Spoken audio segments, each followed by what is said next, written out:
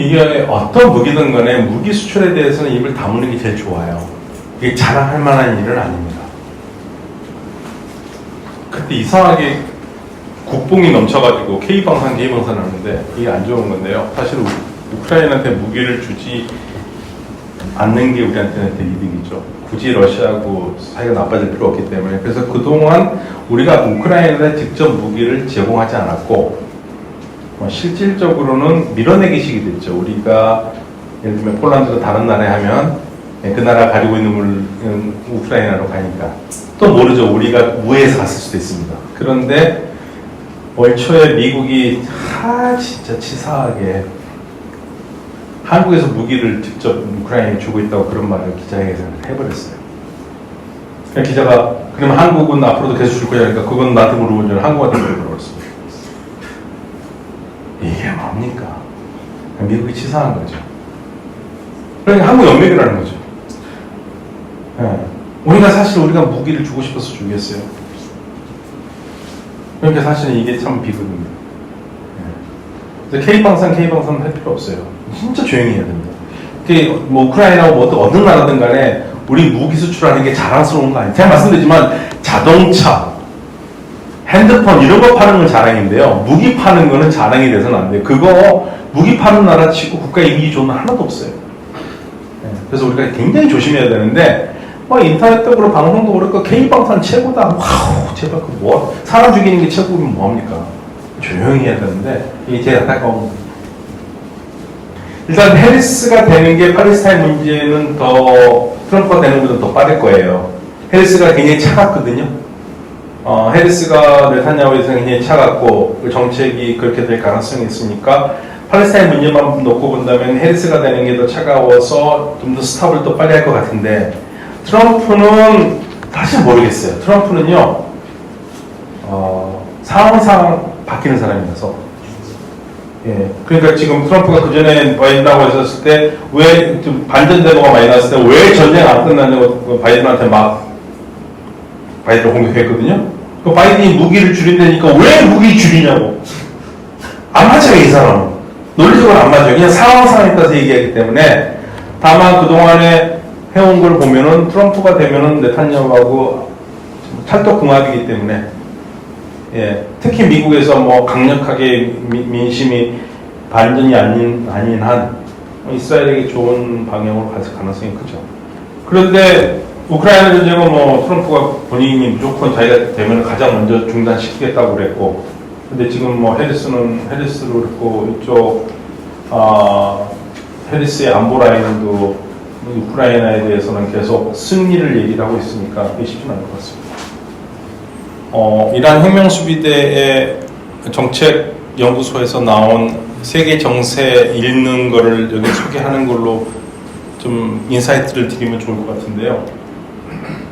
사실은 1997년에 브레진스크가 뭐라고 그러냐면 앞으로 미국이 세계 패권을 유지하는데 가장 위험한 요소는 더 이상 이념으로 뭉치는 나라가 없는데 미국에 대한 불만으로 뭉친 러시아, 중국, 이란이 하나가 되는 게 가장 위험한 요소라고 얘기했거든요.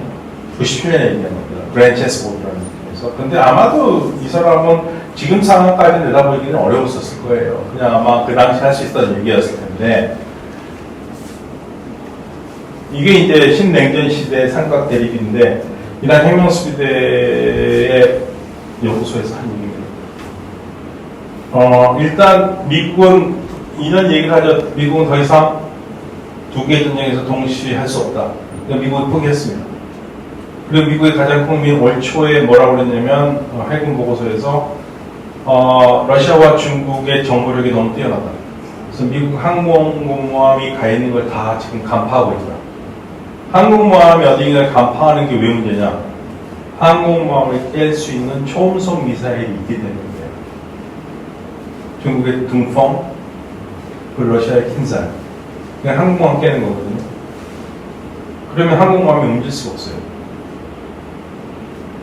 그래서 미국에서 나오는 게 고민이 항공모함은 돈도 많이 들고 다 간파가 되니까 잠수함으로 가야 된다는 얘기를 나오고 있습니다. 앞으로는 향후는 잠수함 시대를 얘기를 하는 건데, 그래서 해군에서 하는 이게 2026년까지 미국의 정보력의 전력을 증강시키지 않으면 우리는 러시아한테도 이기기 어렵고 중국도 이기기 어렵다는 얘기를 비관적으로 올초했습니다. 그래서 2026년까지는 미국이 어떻게 해서 정보력을 올리려고 할 거예요. 지금 이런 상황을 전제로 하고 말씀을 드리면 미국이 더 이상 옛날처럼 혼자 싸워서 적과 싸울 수가 없어요. 그러면 2020년부터 2040년까지 미국 이란의 혁명수비대 연구소에서 어떻게 보냐, 미국이 러시아, 이란, 중국을 막는데 혼자 싸울 수 없기 때문에 자기의 파트너를 구성해서 싸울 것이다. 러시아는 누구랑 막느냐? 나토. 나토가 러시아를 막는데 그 전장터는 우크라이나. 이란은 아랍 나토. 그 전장터는 팔레스타인. 근데 지금 아랍 국가들은 어떻게 쓰든지 이 판에 안 끼려고 해요. 이스라엘과 사이가 돼야 끼는 거죠, 이거는. 왜냐하면 공적은 이란이 아랍의 적이기도 하고 이스라엘의 적이잖아요. 근데 지금 아랍 국가들은 지금 이란과 싸울 마음이 없어요. 경제 발전해야 되니까. 그러니까 이 판은 약간 흔들리고 있어요. 세 번째 판이 이제 우리한테 유명한 건데, 중국 잡아야 되는 거예요. 중국을 누가 오셨네? 동아시아나토. 세계에서 미국말 가장 열심히 충실히 잘 들어주고 그 분위기를 너무 잘 아시는 이 두 분의 나라가 있죠. 한 분의 나라는 지금 우리가 살고 있고요. 하나의 나라는 바다 건너에 있는 한국과 일본. 전장터는 대만. 이게 2040년까지 이런 판이 갈 것이다. 중국 봉쇄 작전 때문에. 그래서 제가 한 가지 더 첨언했습니다. 미어샤이머 교수가 이렇게 합니다. 그러면 동아시아의 전선은 대만뿐이냐? 아니다. 동아시아는 전선이 세 개가 있다. 대만, 남중국해, 그 다음에 일본이 말하는 센카쿠가 있다. 중국의 따오이따오. 이게 문제가 될 것이고, 한국의 역할은 주목해 볼 만하다. 만약에 터지면 한국이 군단을 보낼 것이냐, 안 보낼 것이냐. 군대를 보낸다면 북한은 어떻게 할 것이냐. 뭐 이런 얘기들이 나오기 시작하는 거예요. 그래서 이건 2040년까지 이런 상황이 될 것이라고 보고 있는데, 이 사람이 말하는 정문을 다 읽어보면서 너무 착잡하게 합니다. 이 상황. 지금 정세가 이렇게 돌아가고 있어요. 사실 3차 세계대전 얘기 많이 하잖아요. 3차 세계대전의 촉발점은 중동 확전이에요. 그 많은 분들이 중동, 이란이 전쟁을 확전할 거냐 안 할 거냐 얘기하는데, 사실 여기에 무슨 전제가 있냐면 이란도 그렇고 미국도 그렇고 확전을 원하지 않습니다. 근데 왜 이스라엘은 자꾸만 이란에 건드리냐? 이스라엘은요, 어떻게 쓰든지 이란을 건드려서 이란이 발끈해서 공격을 하길 바래요. 그러면 이스라엘도 공격을 하고 그럼 확전이 되잖아요. 그러면 이 전쟁은 이란과 이스라엘 전쟁이 아니고 이스라엘을 구하기 위해서 미국이 끼어들 거거든요. 그럼 미국과 이란의 전쟁이 되고요. 그리고 이스라엘은 거기서 뭘 하느냐? 미국과 합쳐서 이란의 핵시설을 파괴하는 게 네타냐후의 꿈이에요. 네타냐후는 지속적으로 이란의 핵시설을 파괴가 꿈이에요. 그리고 네타냐후는 2018년에도 얘기했습니다. 사회자가 미국의 이스라엘의 가장 위협적인 게 뭐냐 그랬더니 세 가지를 다 말해줄까? 그래서 세 가지를 다 해버려요. 이 사람이 이란 됐어요. 이스라엘의 위협은 이란이라는 나라 세 개예요. 그래서 이란 핵을 부시는 거거든요. 그러니까 이스라엘은 어떻게 쓰냐 확전을 하고 싶어요. 근데 이란은 왜 안 하느냐? 확전을 하면 이게 이란으로서는 이 전쟁, 이스라엘과 하는 전쟁이 아니라 미국과 하는 전쟁이니까 이거는 이기기 어렵고요. 그 다음에 이스라엘이 확전을 선택하지 못하는 이유가 이란의 공군력이 약합니다. 이란은 1979년에 혁명 난 다음부터 제재를 끊임없이 받았기 때문에 이란이 지금 비행기는요, 최악의 비행기들이에요. 그냥 퇴역해야 될 비행기들이 여전히 다니고 있는데 그 비행기는 이길 수가 없어요. 방공망도 약해요. 그래서 이번에 이스라엘이 하마스의 지도자를 이란에서 죽였을 때 이란이 고민했던 게 그거고, 그래서 러시아한테 요청했던 게 빨리 우리한테 방공망을 제공하고 니네들이 우리한테 팔기로 했던 최신식 전투기를 팔아달라고 했어요. 그거를 하기 전에는 이란이 공격하기 어려워요. 공격을 할 수 있죠. 공격은 이란이 여러 가지 미사일이 많으니까 할 수 있는데, 문제는 이스라엘이 맞고 가만히 있을 애들이 아니잖아요. 그러면 스텔스 전폭기로 이란을 휘둘러버리면 이란은 한 대 때문에 10대 맞을 수 있기 때문에 안 하는 게 좋은 거고, 이란 친구들이 저한테 물어보더라고요. 하면 좋냐? 하지 말아라. 안 하는 게 이기는 거야. 그래서 맞더라도 하지 마. 이 전쟁에서 끝까지 참고 참으면 승자는 결국 이란이 될 거라고 얘기를 한 거예요. 왜냐하면 그러니까 이스라엘은 별짓을 해도 전 세계가 비난하지 않거든요. 이란은 조금만 해도 비난하거든요. 그러니까 모든 게 기울어진 모양인데, 지금 이란이 중요한 거는 제재를 해제해야 되니까, 제재를 해제하려면 서양과 얘기를 해야 되는데, 이란이 조금만 하면 이란은 분명히 자위적인 걸 하더라도 요건 이란이 바가지로 쳐먹어요. 그러면 대화가 안 되고, 그럼 제재 해제 못하면 이란의 경제는 망하는 거기 때문에 그건 우리한테도 안 좋아요. 왜냐하면 이란 시장이 열리길 바라는 거예요. 우리나라가 많은 걸 할 수 있는 나라입니다. 이란 시장이 열리면요, 우리 사우디 안 해도 돼요. 이란은 30점 먹고 살아요. 근데 이란이 지금 얼마나 심각한지 잘 몰라서 하시는 얘기인데, 제가 이런 얘기하면, 제 이란 정부니까 이란 팬이 아니에요. 저는 이란 팬이 아니라, 우리 시장이 열려야 되거든요. 우리 기업들이 200개 이상의 중소기업이 삽니다. 대기업에서 200개 이상의 중소기업이 이란에서 살 수 있어요. 우리 기업들이. 제재 때문에 못 들어가는 기업들이 많아요. 200개가 넘어요. 중소기업이. 물론 이 모세 회사처럼 우리 기업들이 들어가거든요. 이란이 2015년에 제재가 해제될 때 이란의 환율이 많이 떨어져가지고 1달러가 그냥 리알이라고 하는데 37,500리알이었습니다. 37,000리알이었어요. 지금 얼마 떨었어요? 1달러. 37,000리알이 지금 60만 리알이에요. 1달러가 60만 리알이에요. 15배가 되었어요. 경제가 제대로 돌아가겠습니까? 그래서 이란 제재가 해제되면 우리 기업이 중소기업, 대기업 얘기하면 중소기업 200개가 살 수 있는 시장이기 때문에 이란 시장이 열리기를 바라는 건데, 그거를 이해를 못하더라고요. 그래서 이란은 지금, 그런데 만약에 이런 상황이 아니고 확정이 된다, 그러면 그거는요, 이스라엘과 미국이 한 편이 되겠죠. 그럼 이란이 혼자 있겠습니까? 러시아나 중국이 도와줄 수밖에 없는 상황이 될 거예요. 끌고 돌아갈 수밖에 없을 거예요. 그러면 소개들이 되는 거죠. 그래서 제5차 중동 전쟁은 없습니다. 제3차 세계대전이 있죠. 그래서 확정되면 안 된다는 얘기예요. 전쟁 처음 났었을 때 제가 두바이에 있었는데요. 그때 다들 물어보더라고요. 전쟁 언제 끝나냐고. 근데 그때 이제 합리적인 생각은 가장 오래된 전쟁이 60일이니까 60일은 더 갈 것 같다고 다들 봤는데, 일단 모든 사람이 다 틀렸는데, 그때 유일하게 맞은 사람이 한 분 있었어요. 이제 제가 성함은 말씀 안 드리겠는데, 공공기관장이었는데, 이제 은퇴하셨는데, 그분이 밥 먹으면서, 네타냐후 죽어야지 끝나지, 그거 끝나겠냐고. 근데 그 말이 맞아요. 지금 현재로서는 네타냐후가 스스로 내려올 생각이 없습니다. 그러니까 네타냐후 내려오지 않는 이유는, 본인이 여러 가지 얘기하지만, 네타냐후가 3가지 범죄에 걸려 있습니다. 부정부패, 배임, 사기. 혼자만 걸려 있는 게 아니고 와이프랑 세트로 걸려 있어요.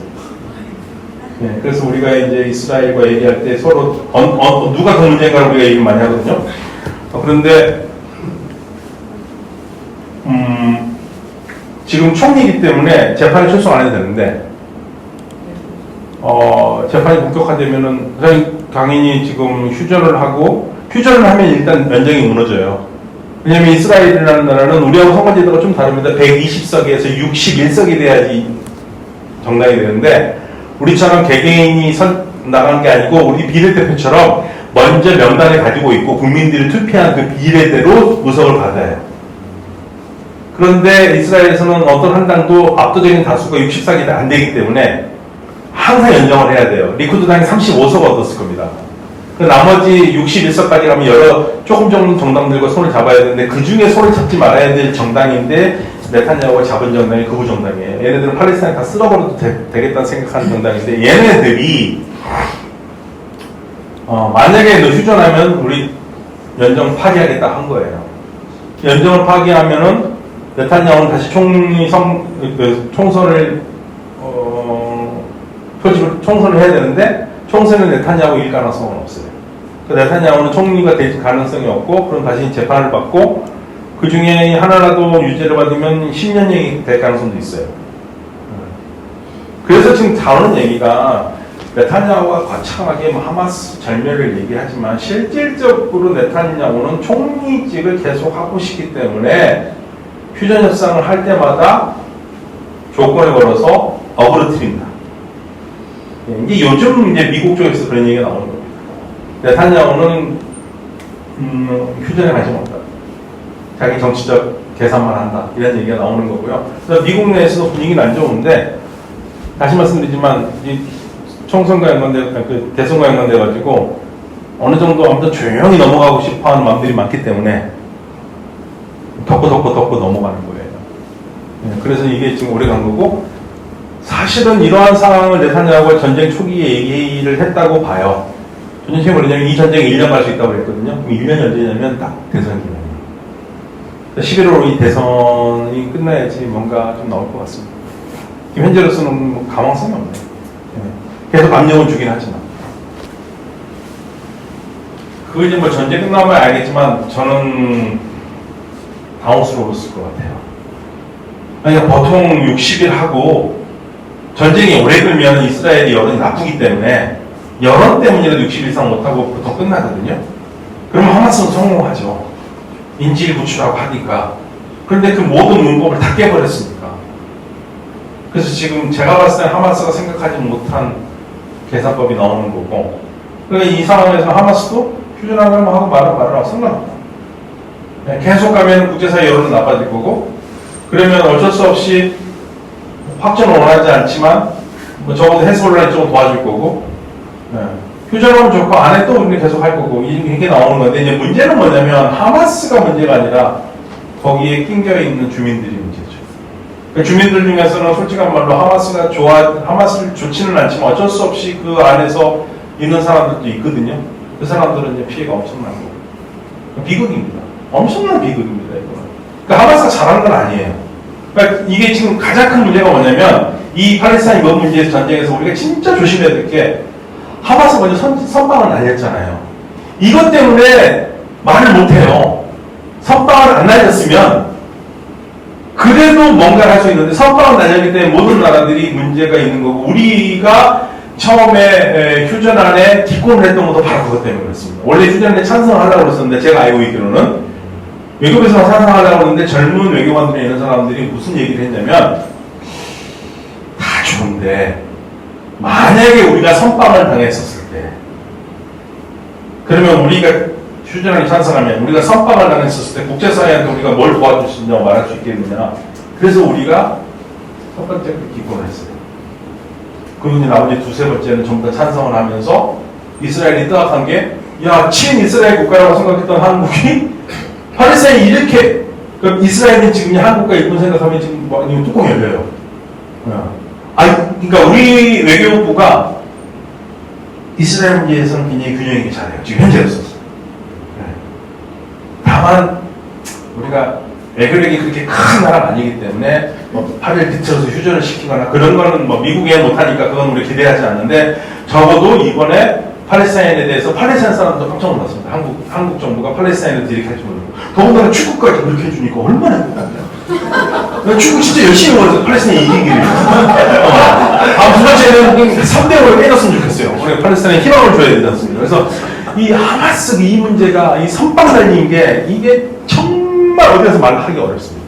이게 모든 게 다 걸려요. 그렇게 되면은, 그러니까 러시아도 선빵 날린 것 때문에, 이유가 어땠든 간에 지정학적인 건 이해는 하겠는데 선빵을 날린 것 때문에 러시아도 편을 못 놓는 거고 하마스도 그래서 편을 못 얻는 거고, 그렇지 않았으면 이렇게까지 하마스도 욕을 안 먹을 텐데, 이게 이제 우리가 가지고 있는 딜레마입니다.